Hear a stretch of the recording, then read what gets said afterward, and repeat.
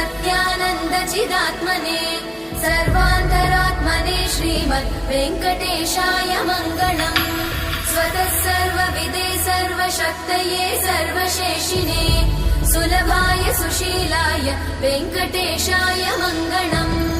परस्मै ब्रह्मणे पूर्णकामाय परमात्मने प्रयुञ्जे परतत्त्वाय वेङ्कटेशाय मङ्गलम्।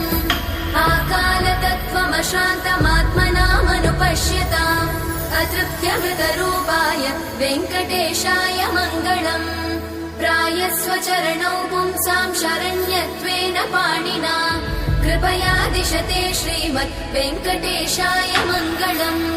दयामृततरङ्गिण्यास्तरङ्गैरिव शीतलै अपाङ्गैः सिञ्चते विश्वम् वेङ्कटेशाय मङ्गलम्।